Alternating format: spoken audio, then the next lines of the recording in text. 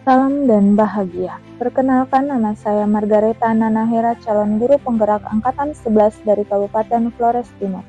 Di video kali ini saya akan memaparkan koneksi antar materi pada modul 1.4 tentang budaya positif. Kesimpulan mengenai peran saya dalam menciptakan budaya positif di sekolah. Sebagai seorang guru, sebaiknya memiliki kemampuan dalam mewujudkan budaya positif di sekolah. Budaya positif tersebut dapat dijalankan dengan menerapkan konsep-konsep inti seperti disiplin positif, motivasi perilaku manusia berkaitan dengan hukuman dan penghargaan, posisi kontrol guru sebagai seorang guru, pembuatan keyakinan kelas, dan penerapan segitiga restitusi dalam menyelesaikan masalah. Disiplin positif merupakan cara penerapan disiplin yang mengajarkan anak bertanggung jawab dan menumbuhkan kesadaran diri berdasarkan nilai-nilai kebajikan. Disiplin positif lebih ke arah disiplin yang dapat mengontrol diri dalam melakukan segala tindakan. Disiplin diri dapat membuat anak memahami dan menyadari berdasarkan motivasi internal, bukan akibat paksaan, ujian, ataupun hukuman. Motivasi perilaku manusia. Adapun 3 motivasi perilaku manusia antara lain. Yang pertama, untuk menghindari ketidaknyamanan atau hukuman.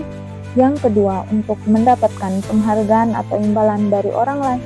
Dan yang ketiga, untuk menjadi orang yang mereka inginkan dan menghargai diri sendiri dengan nilai-nilai yang mereka percaya. Posisi kontrol guru.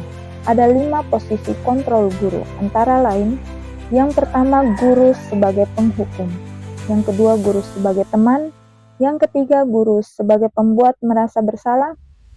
Yang keempat, guru sebagai pemantau. Dan yang kelima, guru sebagai manajer. Di antara 5 posisi kontrol tersebut, sebaiknya seorang guru menerapkan posisi kontrol sebagai manajer. Sebagai manajer, seorang guru dapat berbuat sesuatu bersama murid, mempersilahkan murid bertanggung jawab, dan mendukung murid agar dapat menemukan solusi.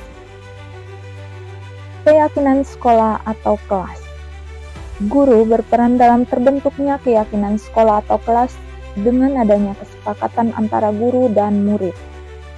Keyakinan sekolah atau kelas berupa pernyataan universal yang mudah diingat, dipahami, dan harus diterapkan dalam lingkungan sekolah. Segitiga restitusi.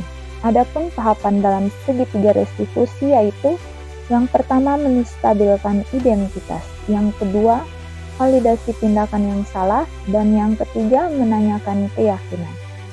Proses ini akan menghasilkan murid yang mandiri dan bertanggung jawab. Keterkaitan antar materi.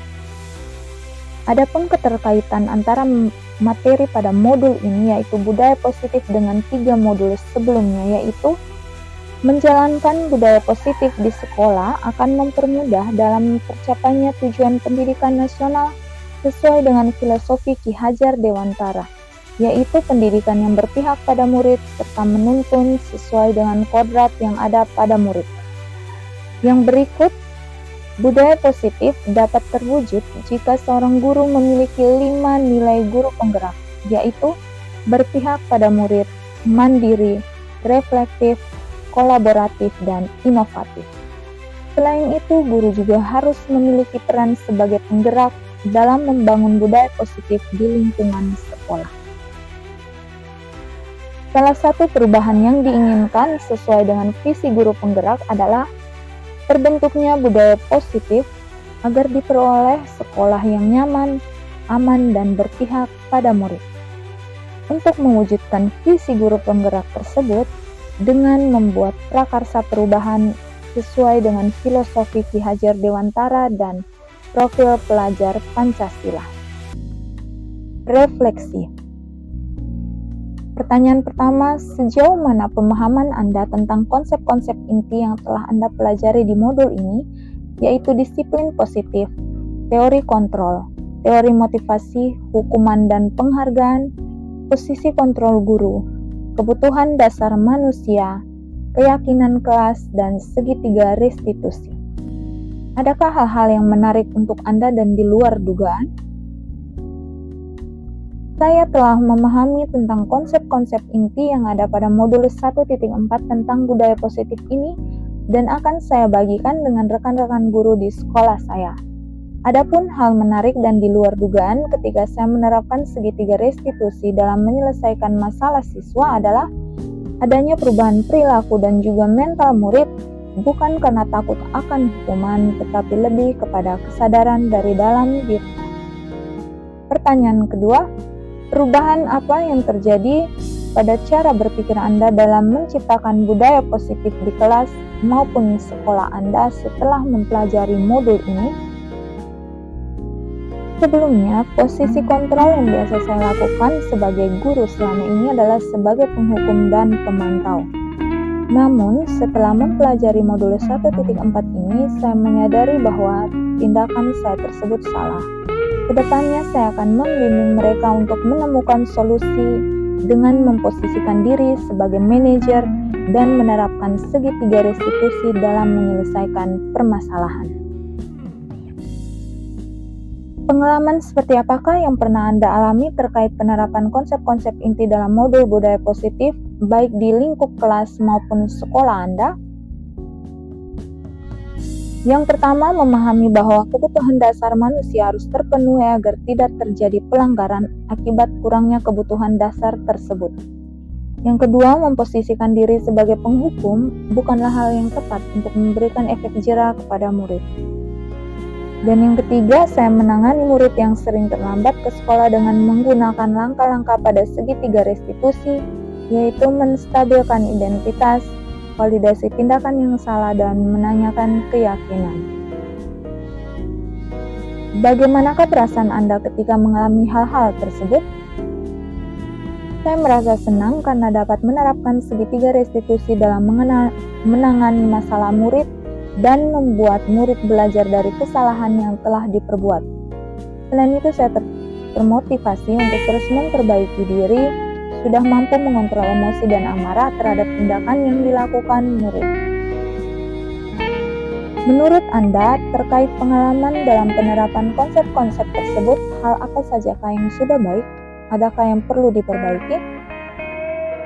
Hal yang sudah baik menurut saya adalah munculnya motivasi internal pada diri murid untuk melaksanakan budaya positif setelah melakukan segitiga restitusi. Hal yang perlu diperbaiki adalah saya harus selalu memposisikan diri saya sebagai manajer ketika menemukan masalah pada murid. Sebelum mempelajari modul ini, ketika berinteraksi dengan murid, berdasarkan 5 posisi kontrol, posisi manakah yang paling sering Anda pakai dan bagaimana perasaan Anda saat itu?